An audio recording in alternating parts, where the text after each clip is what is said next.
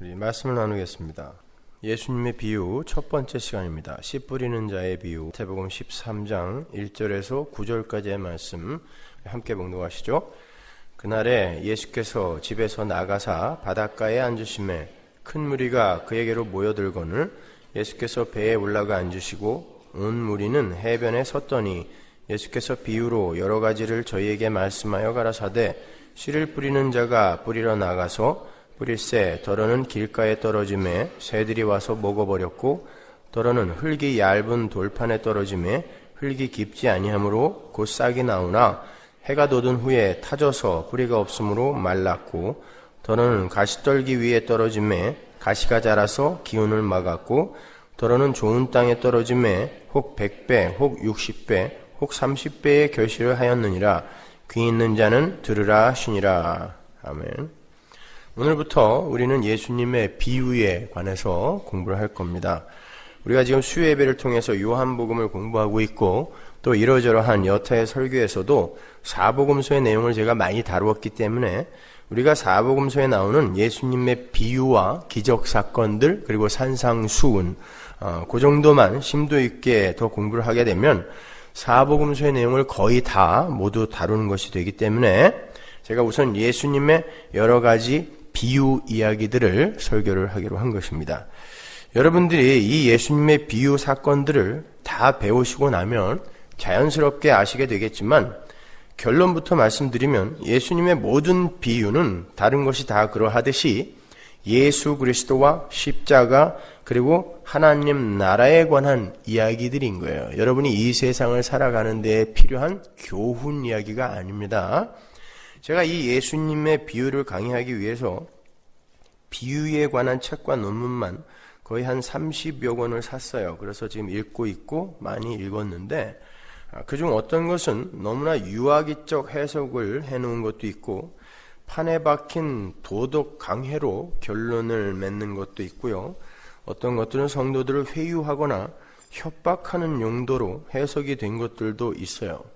그래서 때로는 시간이 너무 아까울 때도 많습니다만 그래도 그러한 잘못된 해석들을 두루두루 섭렵을 해 놓아야 올바른 그림을 잘 그릴 수 있을 것이라는 생각에 제가 인내심을 갖고 열심히 읽어보고 있습니다. 그러나 여러분에게 분명하게 말씀을 드리지만 그러한 해석들은 성도가 이 세상을 도덕적으로 윤리적으로 종교적으로 아주 성공적으로 인정받으며 살아가는 데에는 도움이 될지 모르지만 예수님의 은혜와 하나님의 사랑을 깨닫는 데에는 전혀 도움이 되지 않는 해석들이에요. 그런데 안타깝게도 거의 대부분의 비유 해석들이 그러한 수준에 머물고 있다는 것을 제가 발견하게 됐어요. 제가 비유 강해를 하는 동안 여러분이 그동안 배워오셨던 그러한 종류의 해석들을 성경으로 반격을 하며 올바른 해석을 전달하려고 노력을 할 테니까 한번 잘 들어보세요. 오늘 우리가 첫 번째로 공부할 비유가 씨 뿌리는 자의 비유입니다. 실망하셨죠? 애게 겨우 그거야? 다 아는데. 지금 그런 표정들이신데 신앙생활에 연륜이 좀 쌓이신 분들은 오늘 본문에 기록이 되어 있는 씨 뿌리는 자의 비유에 대한 설교를 너무나 많이 들어보셨을 거예요. 그동안 들어오셨던 그 설교들의 대강의 줄거리들을 잠시 머릿속에 한번 떠올려 보세요. 대부분 결론이 뭐였습니까? 설교 시간에 졸지 말고 열심히 노력하여 돌짝밭을 갈아엎고 가시떨기를 제거하여 열매를 풍성히 맺는 좋은 밭이 되자였죠. 그죠? 좋은 밭이 되자. 그래야 열매를 맺을 거니까. 그렇다면 이 비유의 제목을 밭의 비유로 바꿔야죠. 오늘도 역시 제가 디스푸타치오 방식으로 설교를 풀어가 보도록 할 테니까 제가 질문을 던지면 여러분이 마음속에 얼른 대답을 하시면서 따라오셔야 돼요. 첫 번째 질문입니다. 여러분, 밭이 스스로 돌이나 가시덤불을 제거할 힘이 있습니까? 이 중에 농사를 지어보신 분들이 계실지도 모르겠는데 어느 날 농부가 씨를 뿌리러 밭에 나가보니까 밭에 돌과 가시덤불이 너무 많아서 씨를 뿌려봐야 도저히 열매를 맺을 수 없는 그런 상태였다고 해보자고요. 그때 농부가 돌아서면서 야, 너 이 상태로는 절대 열매 못 맺으니까 내일까지 그 돌들과 가시덤불들을 다 치워놔야 돼. 그러면 내가 내일 와서 다시 씨를 뿌려줄게. 그래야 열매가 맺을 거야. 이렇게 이야기했다면 여러분 배꼽을 잡고 웃으실 거예요. 그죠? 그런데도 강대상에서 목사가 그런 말을 하면 아멘으로 받습니다. 밭들에게 스스로 밭을 갈아엎어서 옥토가 되어라 라고 하는데도 그냥 그저 아멘이에요. 성경은 아담 이후로 이 세상에 태어나는 모든 인간들의 상태를 이렇게 묘사합니다. 로마서 3장 9절, 10절 보세요. 기록한 바 의인은 없나니 하나도 없으며 깨닫는 자도 없고 하나님을 찾는 자도 없고 다 치우쳐 한 가지로 무익하게 되고 선을 행하는 자는 없나니 하나도 없도다. 저희 목구멍은 열린 무덤이요 그 혀로는 속임을 베풀며 그 입술에는 독사의 독이 있고 그 입에는 저주와 악독이 가득하고 그 발은 피 흘리는데 빠른지라 파멸과 고생이 그 길에 있어 평강의 길을 알지 못하였고 저희 눈앞에 하나님을 두려워함이 없느니라 함과 같으니라. 모든 인간의 상태가 이 상태예요. 길가밭, 돌짝밭, 가시떨기의 상태입니다. 이것이 모든 인간이에요. 절대 열매를 맺을 수 없는 그런 상태. 그런데 그 불가능함과 무력함의 밭에 생명의 씨가 떨어져서 돌과 가시떨기를 부수고 찢어서 그 밭이 옥토가 되는 거예요. 그걸 구원이라고 합니다. 로마서 3장 23절 보세요. 모든 사람이 죄를 범하였음에 하나님의 영광에 이르지 못하더니 이게 열매를 못 맺는 삶이에요. 이게 돌짝밭, 길가밭, 가시떨기의 상태입니다. 그리스도 예수 안에 있는 구속으로 말미암아 하나님의 은혜로 값없이 의롭다 하심을 얻은 자, 값없이 열매 맺는 자가 되었다. 바로 이 얘기를 하고 있는 거예요. 씨 뿌리는 자의 비유는. 그렇게 우리가 아직 하나님의 원수가 되었을 때, 로마서 5장 10절, 원수가 되었을 때에 영원전에 준비된 하늘의 씨가 그 원수의 밭에 심기워져서 30배, 60배, 100배의 열매를 맺는 구원의 현실을 설명해 주는 비유가 바로 씨 뿌리는 자의 비유 속에 담긴 메시지인 거예요. 그 씨에 관한 이야기는 여러분이 정말 귀에 못이 박히게 배웠습니다. 그렇죠? 반복하고 반복해서 제가 설명해 드렸어요. 그 씨, 제라, 자손, 후손, 그 이름은 창세기 3장 15절부터 반복하여 아주 질리도록 나와요. 성경에. 그 씨가 혼돈과 공허와 어둠뿐인 길가밭, 돌짝밭, 가시떨기인 여러분 안에 심겨서 여러분이 옥토가 되는 것이지 우리가 스스로 마음밭을 갈아엎어 옥토가 되는 게 아니라 말입니다. 그걸 알미니언주의라고 하는 거예요. 그 갈라디아 3장 16절에 보면 그 씨가 누구다? 자손, 그 씨가 누구다? 예수 그리스도다라고 바울이 명확히 설명해 주잖아요. 그 씨를 이야기하는 거예요. 그게 말씀으로 오셨잖아요. 그래서 말씀이 떨어짐에 이렇게 이야기를 하는 것입니다. 자, 좋은 밭이 되자. 그런 이야기는 성경이 이야기하고자 하는 바와 완전히 반대의 이야기를 하는 거예요. 다시 한번 말씀드립니다. 이 씨 뿌리는 자의 비유는 그 자체로 예수 그리스도의 필연성을 강조하는 복음의 메시지인 거예요. 그 자체가 복음입니다. 그래서 예수님께서도 씨 뿌리는 자의 비유를 말씀하시면서 이렇게 말씀하신 거예요. 마가복음 4장 13절. 또 가라사대 너희가 이 비유를 알지 못할진대 어떻게 모든 비유를 알겠느냐. 보세요. 씨 뿌리는 자의 비유를 옳게 이해를 하지 못하면 다른 비유들도 전혀 이해를 못한다라는 이야기예요. 그 말은 모든 비유가 다 같은 이야기를 하고 있는 건데 모든 비유가 예수 그리스도와 하나님 나라에 관한 것인데 지금 이 쉬운 이 씨 뿌리는 자의 비유가 담고 있는 그 예수와 하나님 나라에 관해서도 이해하지 못한다면 분명 너희들은 다른 비유들도 엉뚱한 도덕적 윤리적 교훈으로 오해를 할 것이다. 오해를 하고 말 것이다 라는 그런 말인 거예요. 그러니까 바로 이러한 이유에서 제가 첫 번째 비유 강해 본문을 씨 뿌리는 자의 비유로 택한 거예요. 이거 이해하면 다른 거 다 이해한다면서요. 예수님이 하신 말씀 아닙니까? 그러니까 여러분이 이걸 꼭 이해를 하고 가셔야 되는 거예요. 자, 너무 서둘러서 제가 결론으로 왔는데요. 지금부터 어떻게 그 씨 뿌리는 자의 비유가 예수 그리스도와 은혜라는 결론으로 연결이 되는지 제가 차근차근 설명해 드리도록 하겠습니다.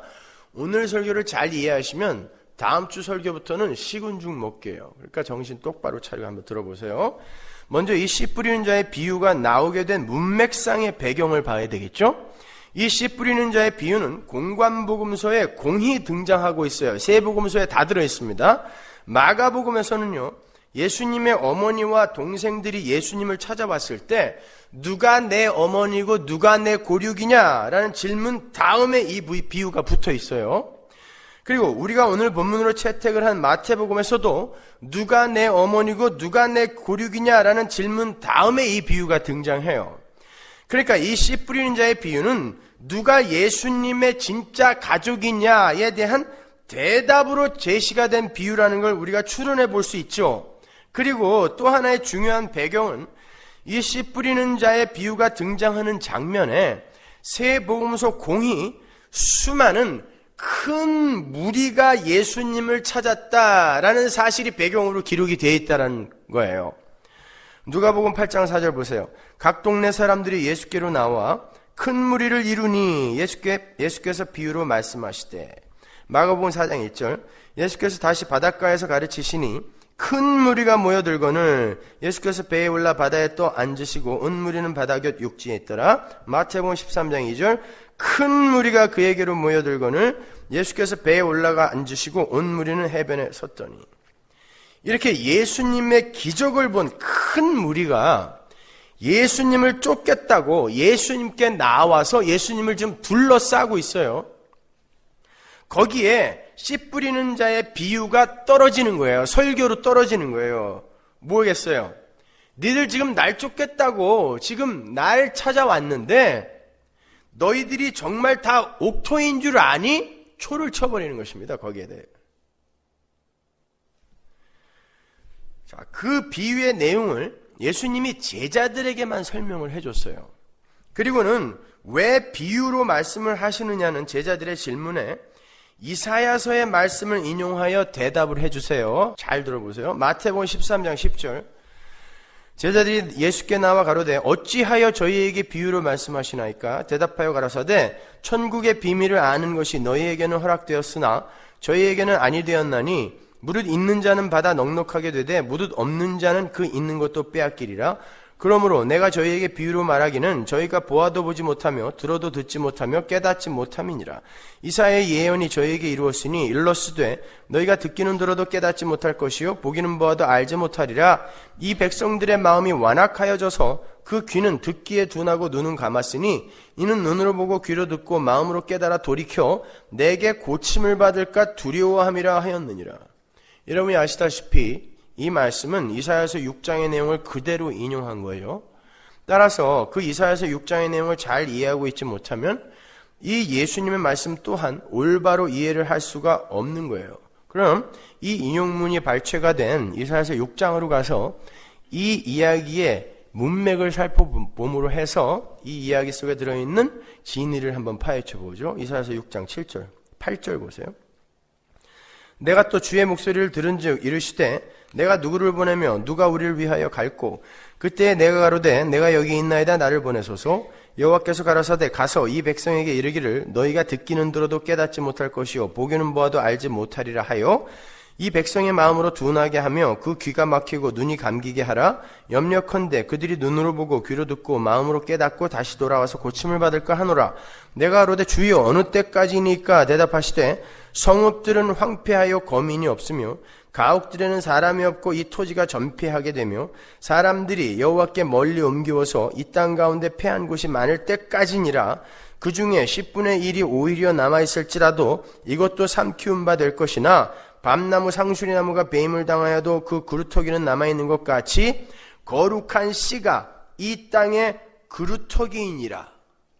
우시야 왕이 죽던 해에 우시야 왕은 굉장히 아주 좋은 평가를 받은 그런 왕입니다. 그 우시야 왕의 사촌이 이사야예요. 그래서 이사야는 왕족이었어요. 대단한 벼슬을 하고 있던 사람인데 하나님한테 붙들리는 바람에 아주 그냥 개고생만 하다 죽은 사람이에요. 그 이사야가 슬픔에 잠겨 있어요. 그런데 그 이사야에게 하나님의 영광이 나타나서 네가 나를 위해 백성들에게로 가라라고 명령을 해요. 그래 놓고는 백성들에게 가서 그들의 눈과 귀를 가리고 하나님의 비밀을 못 알아듣게 하라라는 엉뚱한 지시를 하세요. 바로 그 임무를 예수님이 맡아가지고 내려오셨다라는 거죠. 그러니까 오늘 비유에서 예수님이 그 말을 끄집어다가 쓰시지 않습니까? 그러니까 이사야도 예수님의 모형이었다는 거예요. 그런데 거기서 그치는 게 아니라 막혔던 백성들의 눈과 귀가 뜨이게 되는 날이 오고요. 황폐해졌던 성읍이 이제 회복이 되는 날이 온다는 희망의 약속이 함께 주어졌는데 13절을 보시면 거룩한 씨가 오실 때에 성읍이 회복이 되고 막혔던 백성들의 눈과 귀가 뚫린다라고 이야기를 해요. 거룩한 씨, 그루터기인 예수, 그 씨가 오실 때에 비로소 눈과 귀가 뚫리고 황폐한 광야가 회복이 된다라는 거예요. 그 거룩한 씨는 당연히 예수 그리스도를 말하는 거죠.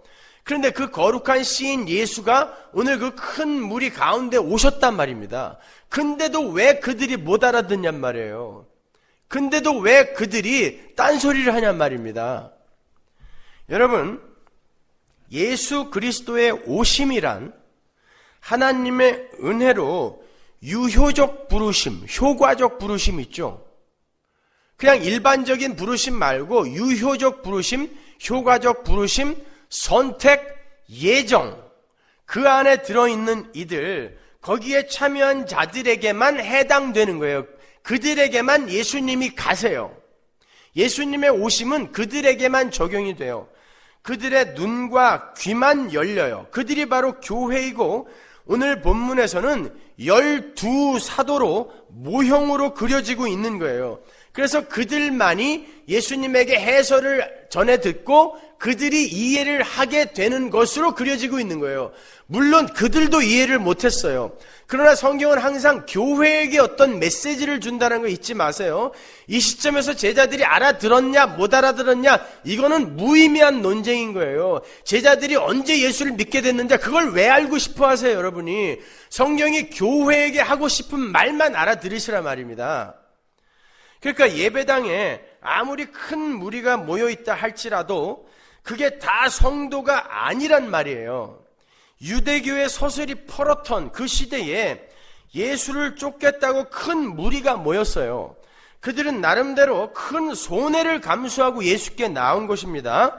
그런데 예수님은 그들 앞에서 씨 뿌리는 자의 비유를 말씀하심으로 해서 이곳에 모인 대부분은 다 가짜다라고 선언을 해버리시는 것입니다.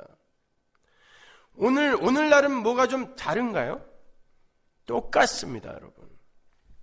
예수를 믿는다고 예배당을 가득 메우고 있는 사람 중에 정말 하나님 나라의 비밀을 올바로 깨닫고 진정으로 하나님을 예배하기 위해 앉아있는 사람들 드물어요. 그저 자기의 소원이나 이루고 문제나 해결받기 위해 앉아있는 이들이 대부분이라는 것입니다. 주님은 단호하게 말씀하세요. 그들은 아니다 라고 이야기하는 거예요. 오직 당신이 뚫고 들어가서 눈과 귀를 열어놓은 말씀을 알아듣는, 복음을 알아듣는 그들만이, 그 당신의 택한 백성들만이 당신의 가족이요 참 성도라는 것을 밝히는 거예요. 그래서 누가 내 어미이고 누가 내 고륙이냐, 그 뒤에다가 이걸 딱 붙여놓는 것입니다. 하나님의 복음을 알아듣는 이들이 우리 가족이라니까요. 그럼에도 불구하고 사람만 많이 모으면 장땡이라는 식, 꽁 잡는 게 매라는 식의 그런 말상으로 좋은 교육 프로그램, 멋진 예배당 지어놓고, 요즘은 뭐 예배당이 전도한다면서요? 그렇게 해서 사람들 많이 모아놓으면 뭐 할 건데요? 맨 가짜들 모아놓고 뭐 할 건데요? 그런 식으로 교회 크게 만드는 거 아닙니다, 여러분. 하나님의 말씀을 알아듣는 이들이 모여야 돼요. 우리 교회도요, 2달 만에 새 가족이 60명이 늘었는데 여러분 그것이 기쁘십니까? 저는 그렇게 믿고 싶어요. 그분들이 정말 올바른 말씀을 잘 알아듣고 말씀에 갈급하여 오셨다라고 믿고 싶어요. 그렇지만 사람이 많이 온 것으로 여러분이 기뻐하시면 안 됩니다. 그걸 부흥이라고 하지 않아요. 부흥은 눈과 귀가 막혀서 말씀을 못 알아들었던 이들의 눈과 귀가 뚫리는 일을 부흥이라 그래요.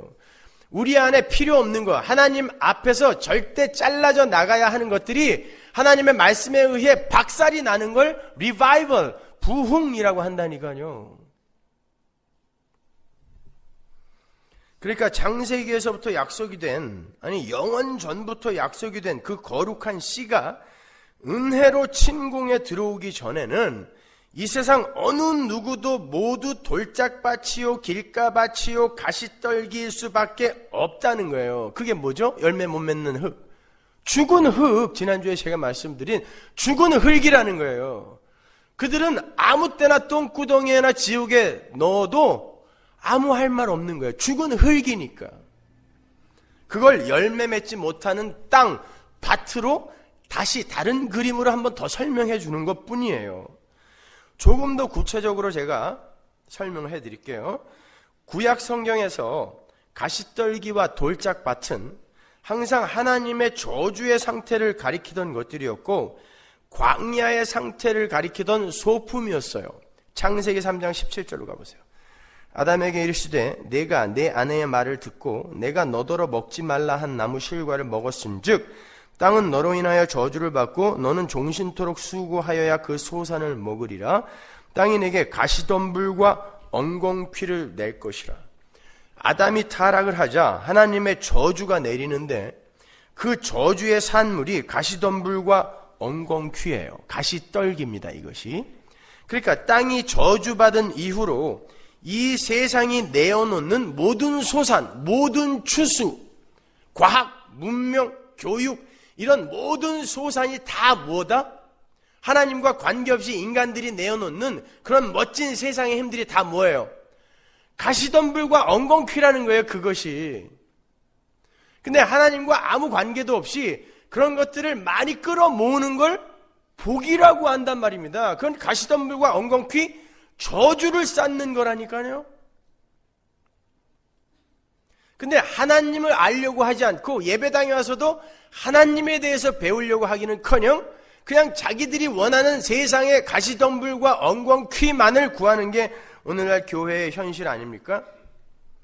그런데 세상은 마치 거지 동량에 불과한 이 세상 금과 은이 인생의 최고의 목표인 줄 알고 하염없이 그 동량 그릇만 바라보고 있던 사도행전의 그 성전 미문에 앉은 안진뱅이처럼 가시덤불과 엉겅퀴에 불과한 이 세상의 힘을 더 주세요, 더 주세요, 더 주세요 하면서 극성을 부리고 있는 거예요. 날 때부터 안진뱅이 되었던 그 자가 거기에서 동량통을 바라보면서 은과 금 여기다 가득 넣어주세요. 나는 이걸로 행복할 수 있어요. 내가 앉은 곳이 화려한 문, 미문이거든요. 나는 여기서 행복할 수 있어요. 그 모습과 똑같은 거라니까요. 그때 베드로가 뭐라 그래요? 은과 금은 내게 없어. 그러나 내가 너한테 진짜 좋은 거 줄게. 일어나 걸어라! 이야기하는 것입니다. 생명을 얻어야 되는 거예요, 죄인들은요. 성경이 그 가시덤불과 엉겅퀴를 어려운 말로 진려와 형극이라고도 번역을 합니다. 이사야서 7장 23절 보세요. 그날에는 천주에 은 1,000개의 가치 되는 포도나무 있던 곳마다 진려와 형극이 날 것이요. 엄청난 그 포도나무가 있던 곳에 전부 가시떨기, 가시덤불만 난대요. 엉겅퀴만 난대요. 온 땅에 진려와 형극이 있으므로 살과 화를 가지고 그리로 갈 것이요 보습으로 살던 산에도 진려와 형극 까닭에 두려워서 그리로 가지 못할 것이요 그 땅은 소를 놓으며 양에 밟는 곳이 되리라. 진려와 형극, 가시떨기, 가시덤불 계속 나오고 있죠. 가시떨기와 황량한 돌로 가득 찬 바로 이 상태가 저주받은 인간의 땅의 모습이라는 거예요. 한 군데 더 보죠. 예레미야 4장 3절. 나 여호와가 유다와 예루살렘 사람에게 이같이 이르노라. 너희 묵은 땅을 갈고, 이게 죽은 땅이에요. 가시덤불 속에 파종하지 말아라. 가시덤불인 너희들, 그게 묵은 땅인데 거기다 그냥 씨 뿌리면 안 돼 이야기하는 거예요. 유다인과 예루살렘 거민들아, 너희는 스스로 할례를 행하여 너희 마음 가죽을 베고 나 여호와께 속하라. 그렇지 아니하면 너희 행악을 인하여 나의 분노가 불같이 발하여 사르리니 그것을 끌 자가 없으리라. 하나님 백성의 모형으로 등장한 이스라엘, 예루살렘 거민이 모두 가시덤불이라는 거예요. 저주받은 인간의 모습입니다. 그 상태예요. 거기에는 그 어떤 씨를 파종해도 절대 열매가 맺혀질 수 없다는 거예요. 그럼 돌짝밭은 어디 나올까요? 이사야서로 가보세요. 8장 14절. 그가 거룩한 피할 곳이 되시리라. 그러나 이스라엘의 두 집에는 거치는 돌, 걸리는 반석이 되실 것이며 예루살렘 거민에게는 함정 올무가 되시리니. 돌이 이스라엘에게 주어졌는데 그 돌이 오히려 함정 올무 거치는 돌이 되어서 열매를 못 맺게 하고 있다는 거예요. 조금 이상하시죠? 그런 질문을 갖고 따라오시란 말이에요. 돌은 다름 아닌 예수예요. 그런데 그 예수가 돌짝밭의 돌이란 말인가? 그렇습니다. 15절 보세요. 많은 사람들이 그로 인하여 거칠 것이며 넘어질 것이며 부러질 것이며 걸릴 것이며 잡힐 것이니라. 이 돌에 의해서 거치고 넘어진다라는 말이 나중에 보면 로마서에 똑같이 나오죠. 응? 그 거치는 돌이 누구였어요? 예수님이었잖아요. 여기에 보면 이스라엘이 열매를 맺지 못하게 하는 돌이 예수님이라 그래요. 재밌죠? 죄인들이 유일하게 피할 수 있는 유일한 피할 곳, 도피성이신 예수가 어떤 이들에게는 거치는 돌, 걸리는 반석이 되며 함정과 올무가 된다라 그래요. 이게 가시떨기요 돌짝밭의 상태예요.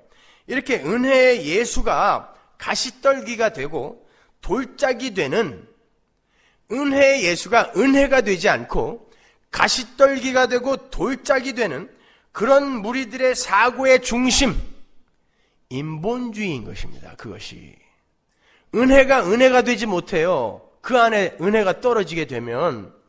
그러니까 쉽게 설명을 하자면 가시덤불과 돌들로 인해서 전혀 열매를 맺을 수 없는 죄인들의 마음밭은 지난주에 제가 설명해드린 생명나무 실과를 지키는 두루 도는 화염검과 그룹들로 인해서 생명나무로 전혀 접근할 수 없는 저주받은 인류의 모습을 보여주는 거예요. 그런데 생명나무 실과를 숨기신 분이 누구죠? 하나님이 숨기셨잖아요. 하나님이 숨기시고 두루도는 화염검과 그룹으로 그걸 지키게 하셨단 말입니다. 그리고 그 생명나무 실과 그 지성소를 가리고 있던 휘장이 누구였어요? 예수님이었죠. 히브리서에 보면은.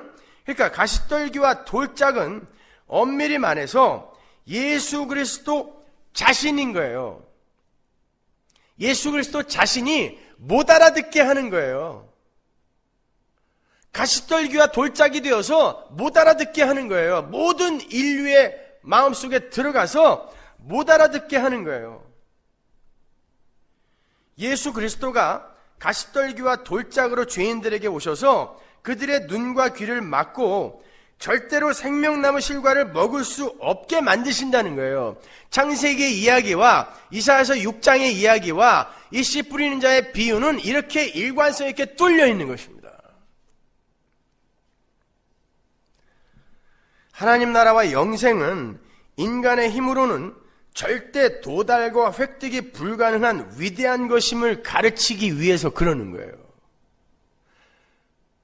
보세요. 이사야서 6장에서 하나님이 이사야를 보내면서 너 가서 눈과 귀를 다 막아버려 그랬단 말입니다. 근데 예수님이 이 땅에 오셔서 지금 그 말을 그대로 인용하고 계시잖아요. 그러면서 씨 뿌리는 자의 비유를 말씀하신단 말이에요. 그러니까 가시떨기와 길가, 돌짝이 누구다? 예수란 말입니다. 그분이 생명의 말씀을 가리고 있는 휘장이란 말이에요. 휘장. 그 휘장이 너희들의 노력으로 찢어졌냐 아니면 하나님의 은혜로 찢어졌냐, 교회들아 그걸 배우라 라는 것입니다. 그들이 예수님의 가족이라는 거예요. 그들이 고륙이라는 것입니다. 자, 그 말은 하나님의 은혜를 깨닫고 배우는 그 선악과라는 프로베이션 기간을 거치지 않은 자들, 즉 하나님의 은혜 밖에 있는 자들은 절대로 하나님 나라에 들어가서 영생의 삶을 살 수 없다는 것을 애둘러 표현하고 있는 거예요. 그들에게 생명의 씨가 은혜로 뚫고 들어가는 것입니다. 그리고는 그 속에서 죽는 거예요. 그 말은 절대로 죄를 용납할 수 없는 하나님의 공의, 못 알아듣게 해야 돼요. 죄는 못 알아듣게 해야 돼요. 그게 하나님의 공의잖아요. 못 알아듣게 하라. 이게 하나님의 공의인데 그 공의 자체가 예수란 말입니다. 예수가 맡고 있는데 예수가 뚫고 들어가 그 공의 자체가 죽어버리는 거예요. 가시떨기와 돌짝으로 사람들의 눈과 귀를 막고 있던 그 공의가 들어가서 죽어버리는 거예요. 그걸 십자가라고 하는 것입니다. 그래서 비로소 그때 옥토가 되는 거예요. 좋은 밭이 되는 것입니다. 그것을 한 알의 밀알이 땅에 떨어져 죽어야 열매를 맺는다라는 그림으로 또 한 번 설명해 주는 거예요. 그 밀알이 씨란 말입니다. 씨. 요한복음 12장 23절 보세요. 예수께서 대답하여 가라사대 인자의 영광을 얻을 때가 왔도다. 내가 진실로 진실로 너에게 이르노니 한 알의 밀이 땅에 떨어져 죽지 아니하면 한 알 그대로 있고 죽으면 많은 열매를 맺느니라. 열매 이야기가 여기 또 나오잖아요. 씨가 심겨져서 죽어야 돼요. 죽어야 돼요. 가시떨기와 돌짝이 죽어야 돼요. 그게 죽어야 열매 맺는 옥토가 좋은 밭이 된단 말입니다. 예수 그리스도의 은혜의 복음, 십자가의 복음을 설명하는 거예요. 씨 뿌린 자의 비유는. 그렇게 밭이 스스로 옥토가 되어서 열매를 맺는 게 아니라 한 알의 씨가, 능력의 씨가 땅에 떨어져 죽어야 30배, 60배, 100배의 열매를 맺는다는 거예요. 그 말은 하나님의 공의가 예수의 죽음으로 채워지게 된다는 뜻이에요. 인간 측의 그 어떤 공로나 노력이나 자격이나 열심도 거기에 단 1%의 기여가 안 된다는 것입니다. 우리는 그렇게 하나님의 은혜의 씨에 의해서 열매 맺는 하나님 백성들이 되는 거지, 우리 스스로 우리의 가시덤불과 돌짝들을 제거해서 하나님 나라 백성들이 되는 게 아니라는 것을 보여주는 거예요. 그들이 바로 하나님 나라 가족이며 골육이라는 거예요. 아무리 큰 무리가 모여있다 해도 난 절대 너희들에게 내 몸 의지하지 않을 거야. 예수님이 반복하여 말씀하시죠. 그래, 아무리 많이 모여있다고 하더라도 난 너희 칭찬 안 해. 왜? 너희들은 예수를 보고 온 게 아니라, 진리를 보고 온 게 아니라 떡 달라고 온 거니까 너희들은 내 가족 아니야 말씀하시는 거예요.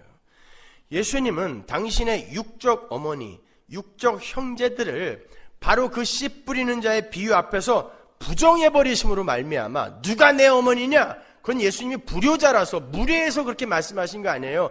교회에게 뭘 설명해주기 위함이에요.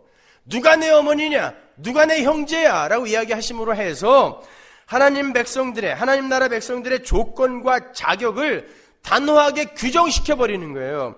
그 혈통이 품고 있는 업적이나, 인간 측에서의 업적이나 열심이나 노력이나 재산이나 지위나 훌륭한 인품, 도덕적 성취, 학식이나 깨달음, 그 어떤 것도 하나님 나라 백성됨의 손톱만큼도 기여를 할 수 없다라는 걸 그 작은 에피소드를 통해 먼저 보여주는 거예요. 그게 예수인 나, 하나님인 나의 육적 어머니 형제라도 그건 아무짝에도 쓸모없는 것이다 라고 이야기하는 거예요.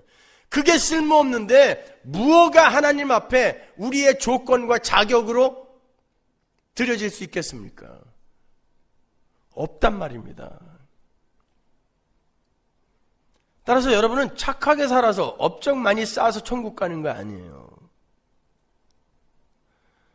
그거는 정말 자식 잘 되기를 사람답게 키우기 위해 학교 보냈더니 우리 엄마 아버지 도와준다고 학교 안 가고 나가서 껌 팔아온 놈이랑 똑같은 거예요. 졸업식 때 갔더니 애가 한 5,000원 들고 교문 앞에 서 있어. 뭐냐 너? 자신 내 학교 안 다니고 엄마 아버지 도와주려고 6년 동안 껌 팔았어요. 그건 죽죠 그냥 거기서. 근데 예배당에서 그 짓들을 하고 있단 말입니다. 뭔가 하나님께 자기가 보답을 한대요.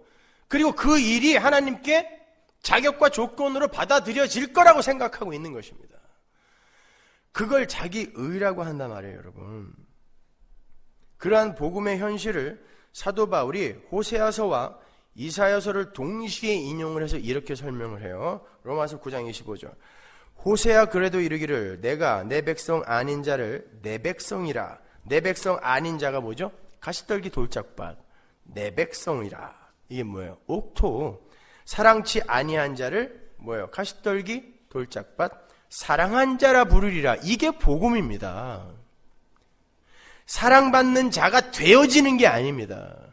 그냥 돌짝이고 가시떨기인데 하나님이 뚫고 들어가서 사랑하는 자로 만들어 버리는 거예요.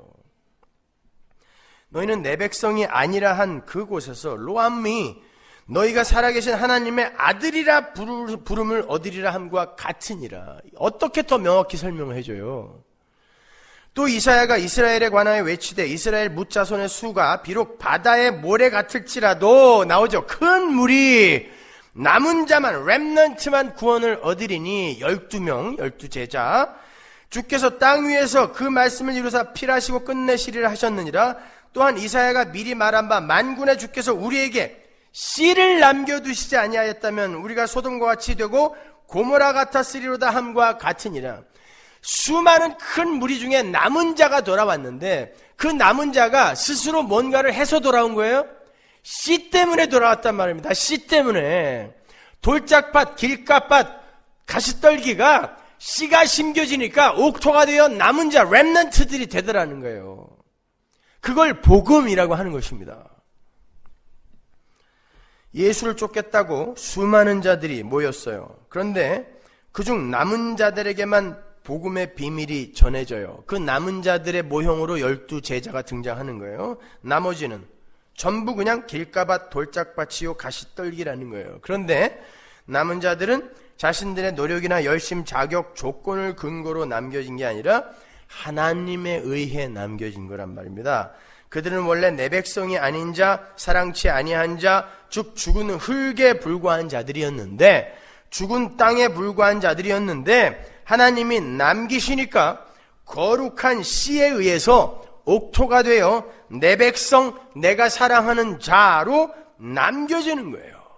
정리가 되세요? 그러나 하나님의 거룩한 씨가 심겨지지 않은 자들은 어떻게 되죠? 오히려 예수라는 가시덤불과 돌짝에 의해서 멸망의 자리로 가게 되는 거예요. 그게 은혜 밖에 있는 자들이에요. 화염검과 그룹으로 그냥 갇혀 있어요. 그들에게는 못 알아먹어요. 못 알아먹어요.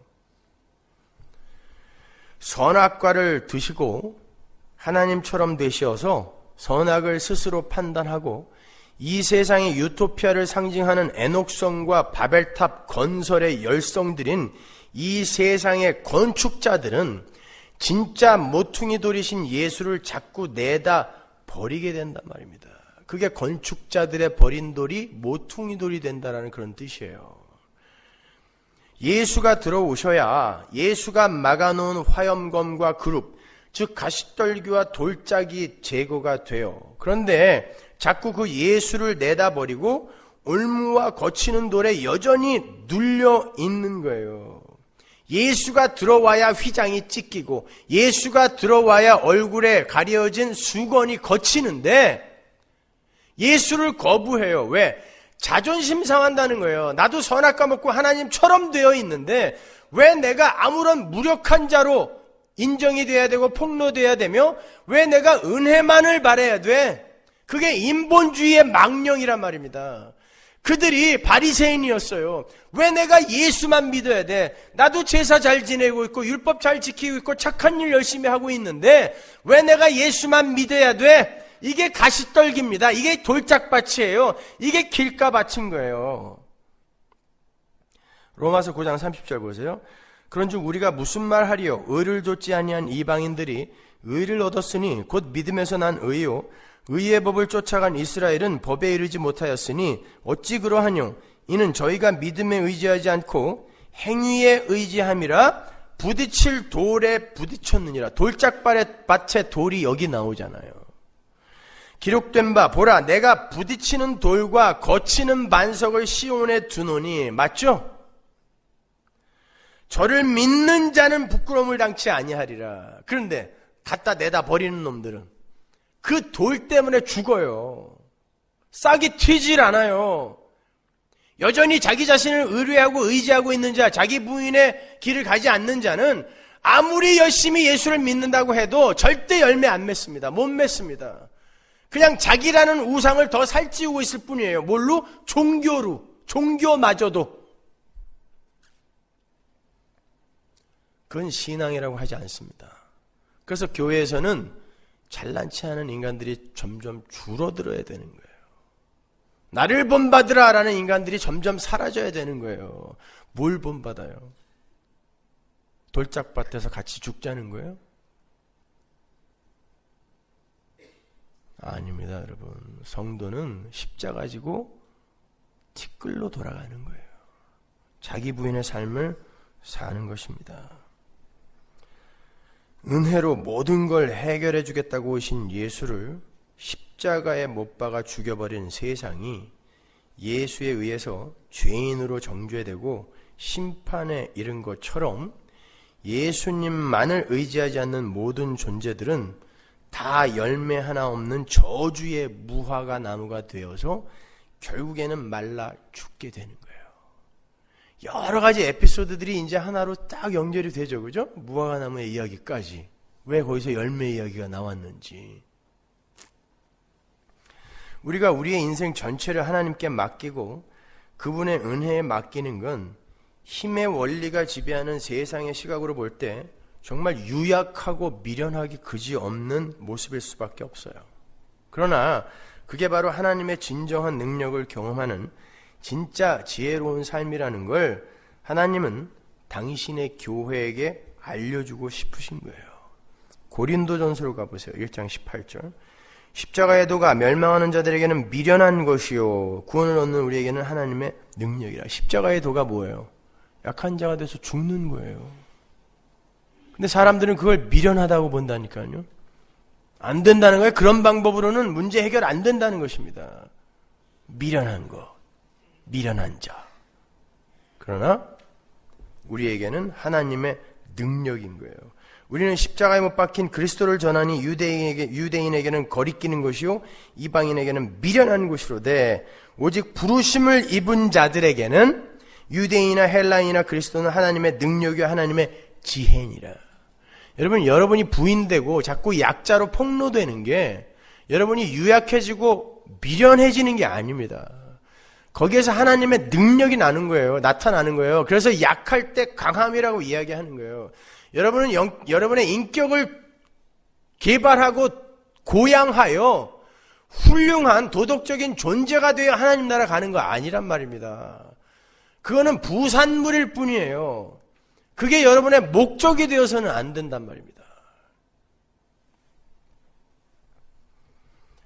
그렇게 예수를 알지 못하고 여전히 가시덤불과 돌짝밭과 길가밭의 상태에 있는 이들이 이 세상에서 어떻게 살게 되는지, 어떻게 나타나게 되는지를 보여주는 게 바로 이 비유 딱 뒤에 붙어있는 예수님의 비유 설명에 다 나와 있어요.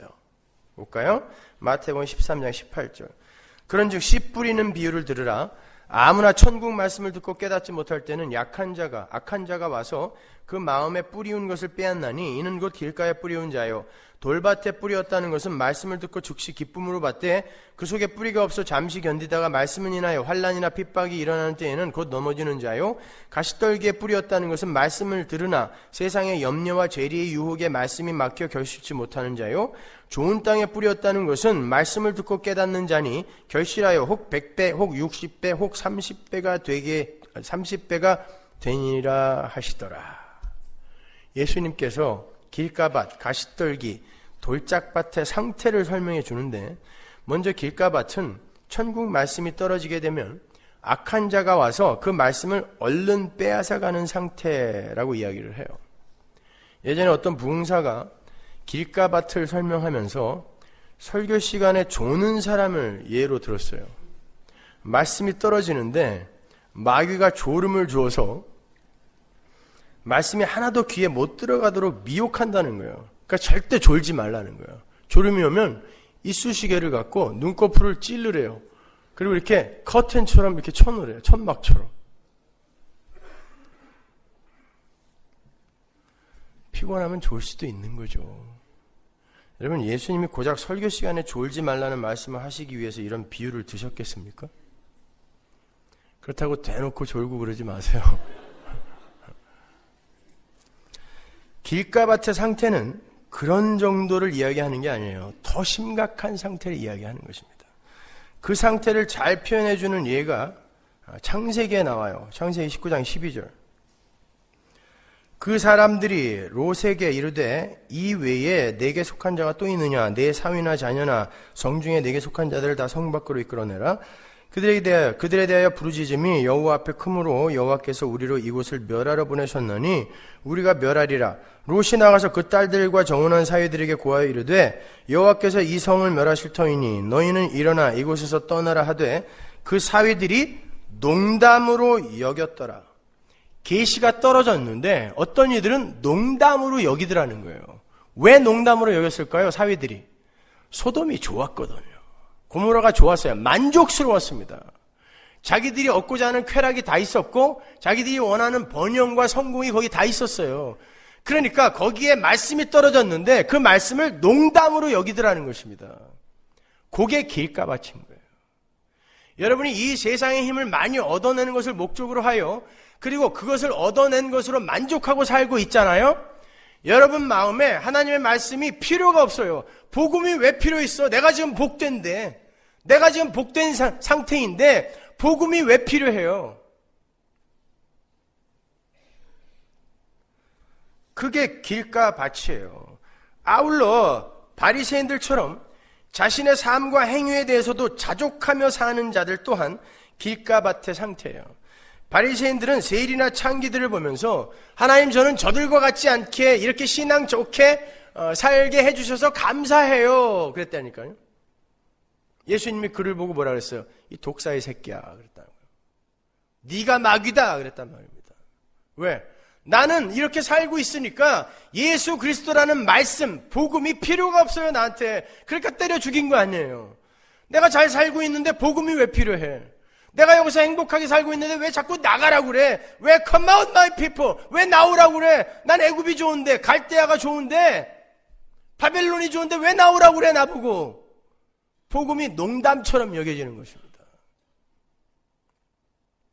따라서 여러분 이 세상을 살면서 너무 행복한 분들, 여러분들에게 복음이 제대로 안 떨어집니다. 그래서 견딜 만큼 여러분에게 이런 불행을 주시는 거예요. 복음 들으라고. 그게 길가밭입니다, 여러분. 두 번째로 돌짝밭. 돌짝밭은 말씀을 기쁨으로 받기는 하는데 환난과 핍박이 닥치면 곧 넘어지는 자들의 상태를 말하는 것이다 그래요. 그런 그림은 출애굽기에서 찾아볼 수 있죠. 출애굽기 14장 10절 보세요.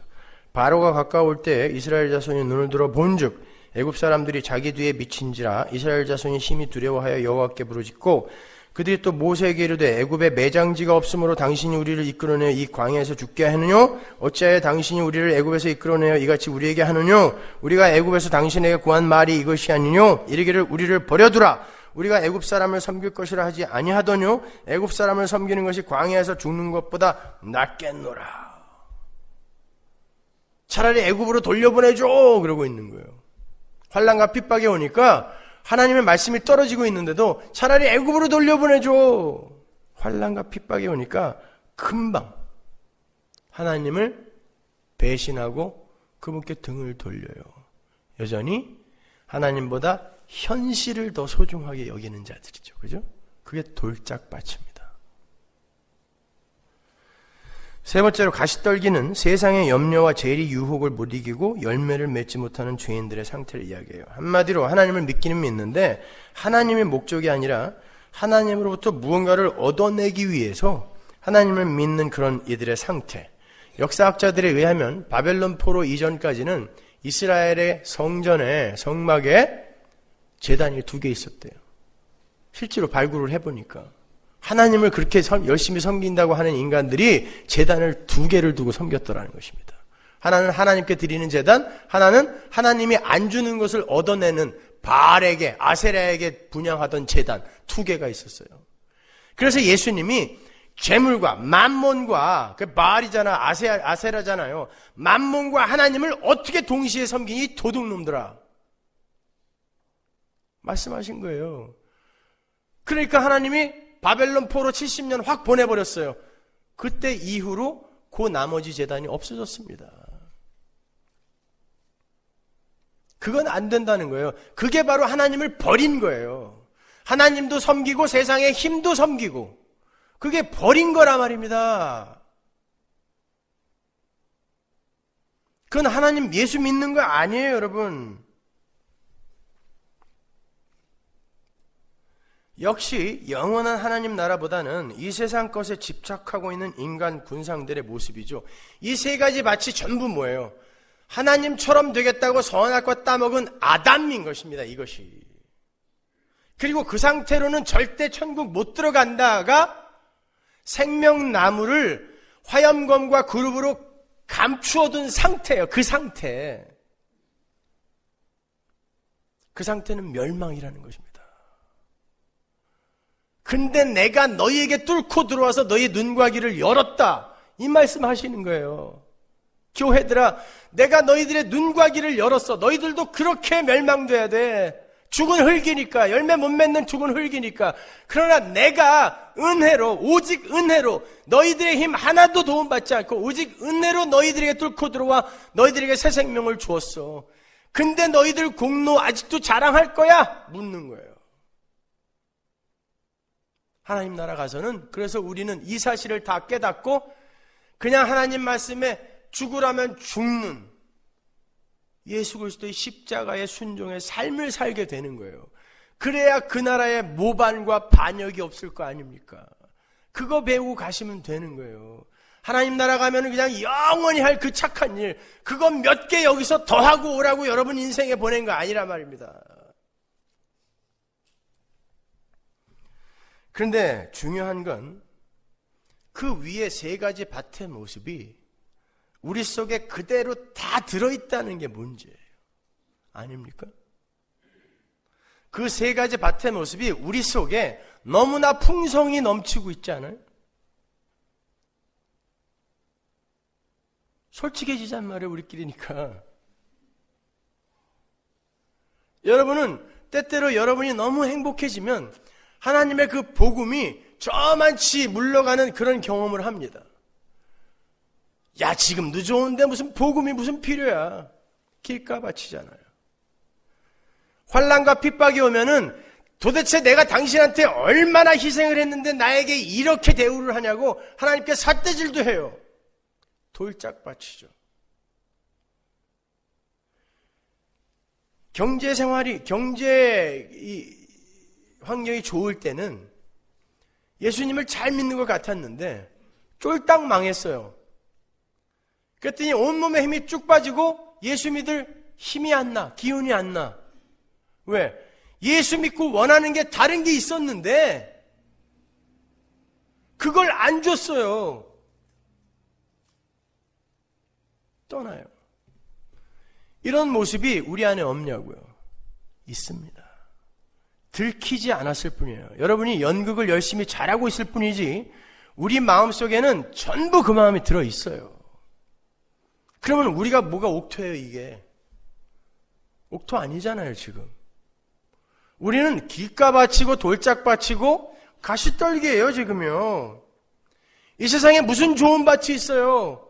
그리고 좋은 밭이 되었다고 해도 바로 그 밑에 알곡과 가라지에 비유해 보면 그 좋은 밭에 알곡이 맺혔는데 그 밭에 마귀가 와서 가라지를 뿌리고 가요. 그런데 하나님이 놔둬라 그래요. 그러면 가라지가 함께 자라는 밭이 좋은 밭입니까? 아니잖아요. 그럼 이 세상에 좋은 밭은 있다 없다? 없습니다. 단 하나도 없어요. 예수를 믿는 사람도 완전한 좋은 밭일 수는 없습니다. 왜 하나님은 우리 성도를 좋은 밭이다라고 말씀하시고는 여전히 길가와 가시떨기와 돌짝밭의 모습을 그냥 놔두고 지켜보시는 걸까요? 너희들의 실체를 올바로 직시하라는 거예요. 그리고 너희들 안에 심겨진 그 생명의 위대함을 보라는 거예요. 그래서 우리 안에서 자꾸 우리의 길가됨과 돌짝밭됨과 가시떨기됨을 폭로시키는 거예요. 너희들은 죽은 흙이야. 근데 너희 안에 그 새 생명이 너희를 살려내는 거야. 생각해 보세요. 밭에 생명이 있어요? 씨의 생명이 있어요? 밭에 생명이 있어요? 누가 밭 그랬어 지금? 씨의 생명이 있죠. 밭에 무슨 생명이 있어요? 에? 처음부터 다시 해야 되겠네요. 생명은 밭에 심겨지는 씨에 있는 거죠. 우리는 우리의 밭을 갈아서 옥토로 만드는 걸 신앙생활의 목적으로 삼는 게 아니에요. 이 돌짝밭 같고 길가밭 같고 가시떨기 같은 내 속에 새 생명의 씨가 오직 은혜로 심겨졌다는 것을 깨달아서 여전히 길가밭이요 가시떨기밭이요 돌짝밭인 자신의 모습을 폭로당함에도 거기에 절망하거나 낙담하지 않고 그 새 생명의 씨의 능력을 의지해야 되는 거예요.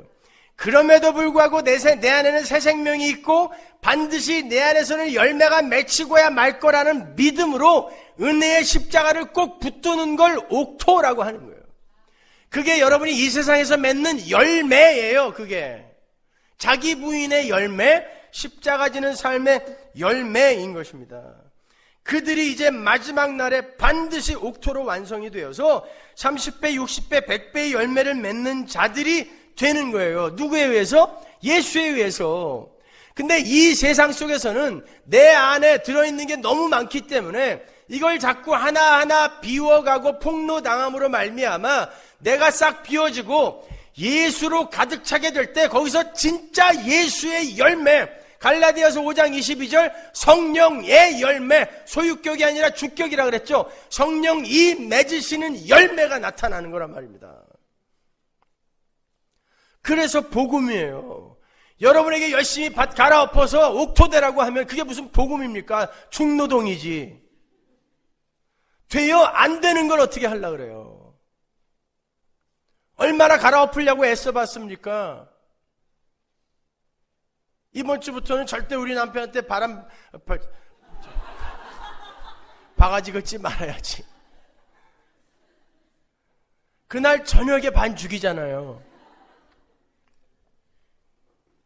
옥토 안 돼요. 여러분 안에 있는 예수가 여러분을 옥토로 만드시는 것입니다. 우리를 예수 안에 넣어서 이 세상의 풍랑 위를 걷는 자로 만들어 주셨으면서도 이 세상의 풍랑 속에 그대로 놔두시면서 너희들은 풍랑을 딛고 일어선 방주 안에 들어있는 성도야, 이걸 경험하게 해주시는 것처럼 옥토로 이미 만들어 놓고 길가밭, 돌짝밭, 가시떨기의 삶을 경험하게 해주시는 거예요. 그럼에도 너희 안에 들어있는 새 생명이 너희들을 완벽하게 완성해내고 말 거야. 이걸 우리에게 가르쳐 주시는 것입니다. 따라서 세상은 가시떨기와 돌짝으로 인해서 멸망에 처하게 되지만 우리 성도는 우리 안에서 폭로되는 가시떨기와 돌짝의 모습을 통하여 한 발짝 더 예수님의 은혜 뒤로 숨게 되는 거예요. 그게 남은 자고 자기가 부인되어져 가는 그런 그 성도의 삶이며 그게 바로 30배, 60배, 100배의 열매를 맺는 삶인 거예요. 여러분, 우리는 우리 스스로 그렇게 옥토가 될 수 없어요. 여러분 안에 있는 예수를 붙드세요. 은혜 속으로 자꾸 숨으시란 말이에요.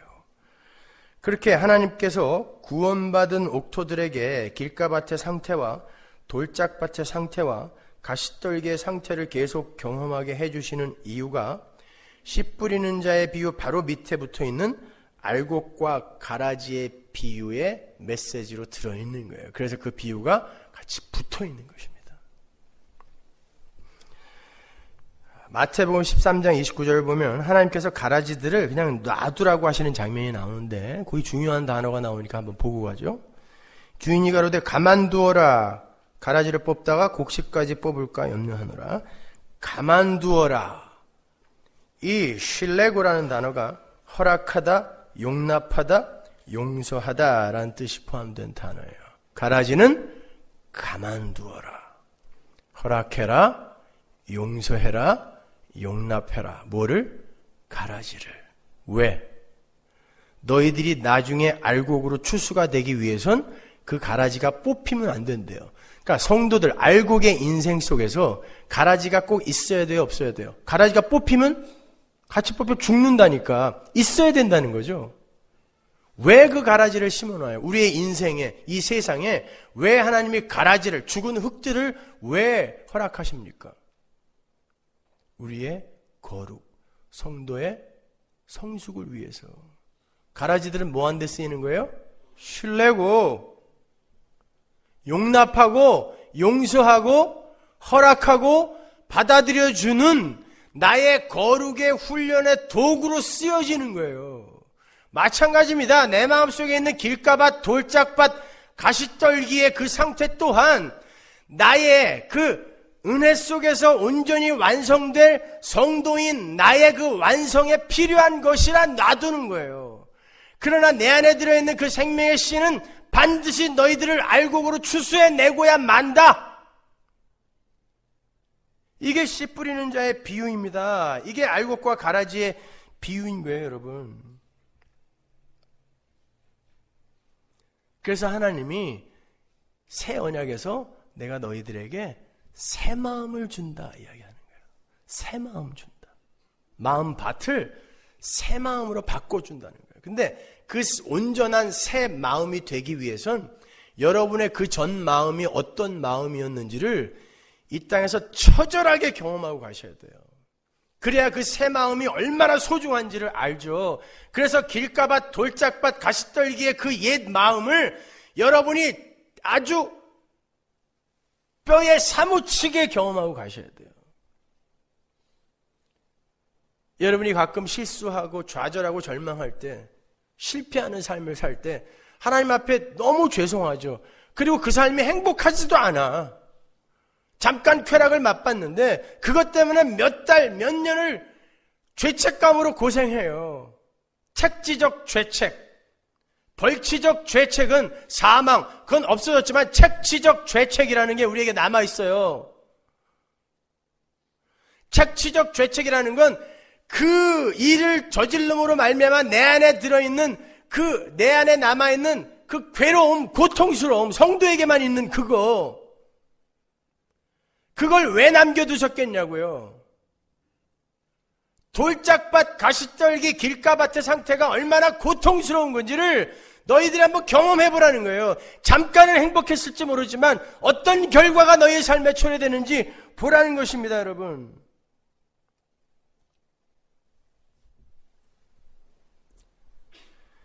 자, 그렇게 우리의 인생 속에 가라지들이, 길가밭, 돌짝밭, 가시떨기들이 우리의 완성을 위해 소품으로, 하나님의 도구로 쓰여지고 있습니다. 그 상황 속에서 여러분은 예수를 붙드셔야 돼요. 십자가를 붙드셔야 돼요. 그래서 예수와 십자가를 배우고 또 배우고 또 배우셔야 돼요.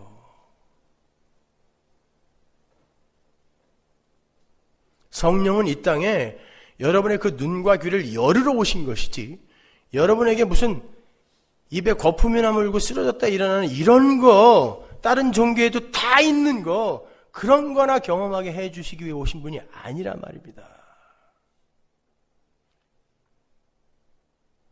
정 그런 게 보고 싶으시면 나중에 저한테 한번 오세요.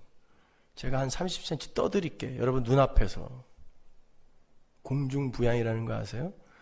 여러분 그거는 제가 절에서 배운 거예요. 그러면 그런 기적 원하시면 거기 가세요. 그게 여러분의 신앙에 무슨 도움이 됩니까? 여러분 눈앞에서 태평양 바다가 갈라져도 하나님의 선택에서 제외된 여러분이 제외되어 있다면 여러분은 그 즉시 뒤돌아서서 하나님께 나 애굽으로 다시 보내줘 라고 할 사람들이란 말입니다. 그런 건 우리의 신앙에 전혀 도움이 되지 않아요. 하나님의 은혜의 말씀을 깨달으세요. 십자가의 말씀 안으로 들어가시란 말입니다. 따라서 여러분의 인생에 떨어지는 모든 가라지, 인생 채찍, 사람 막대기, 여러 가지 이해하기 힘든 사건, 상황 다 뭐예요? 합력되어 선을 이루는 하나님의 도구들일 뿐입니다. 생명이 있는 씨앗은 비바람과 타는 듯한 뙤약볕을 맞으면 열매를 맺어요. 죽어있는 씨는 비바람이 불고 뙤약볕이 내리쬐면 타죽던가 쓸려 내려갑니다. 하지만 여러분은 생명 있는 씨잖아요. 생명의 씨가 들어가 있는 좋은 밭이잖아요. 거기에 비바람이 좀 몰아치고 타는 듯한 뙤약볕이 내려찐다고 해서 왜 나에게 이런 걸 허락하냐고 여러분이 하나님 향해 삿대질 할 수 있습니까? 열매 맺으려고 하나님이 그러는 건데 잘 견디세요. 그러니까 이기란 말입니다. 그래서 예수님이 우리 성도들에게 한 알의 밀알이 땅에 떨어져 죽어야 많은 열매를 맺는다라고 이야기한 거예요. 왜? 여러분이 그러한 것들을 다 경험하고 나를 부인해 가는 삶이 내 옛사람이 죽는 삶이잖아요. 그 죽는 삶, 씨가 돼서 내가 죽는 삶을 살 때 내 안에서 열매가 맺히는 거룩의 완성이 되는 거예요. 참 많이 했네요. 오늘 여러 가지. 다 연결이 되세요, 여러분? 성경은 그렇게 재미난 거예요. 무슨 사회 개혁을 하고 좋은 일 하면서 착한 일 하면서 잘 살자? 누굴 위해서? 자기 가치 향상을 위해서. 그게 죄라 말입니다. 아니요. 그런 건 자기가 부인되어지면 당연히 하나님 사랑과 이웃 사랑으로 격발되게 되어 있어요. 그때까지 가만히 있으세요. 좀 참아주세요. 그 홍해 앞에서 이스라엘이 야 애굽으로 차라리 돌아가자. 죽을 데가 없어서 우리가 여기까지 와서 죽냐? 야 돌아가자 모세야. 그랬을 때 모세가 뭐라 그랬어요? 야 이놈들 열심히 가르쳐야 되겠네 이거. 야 니들 마음밭을 다시 갈아엎어야 되겠다. 이랬습니까? 너희는 가만히 있어. 주가 하나님됨을 알지어다. 너희는 가만히 있어. 주가 하나님됨을 알지어다. 촛불 들고 나가서 사회개혁하려고 하지 말고 가만히 있어. 주가 어떻게 이 세상을 이끌어가는지 니들이 한번 봐라. 그리고 너희들 마음속에 정말 하나님의 백성으로서 해야 할 일이 눈앞에 보이거든. 그때 겸손하게 숨어서 해라. 그게 우리 안에 있는 예수가 드러나는 진짜 선인 거예요. 뭘 그렇게 할 일들이 많아요, 이 시대의 교회는.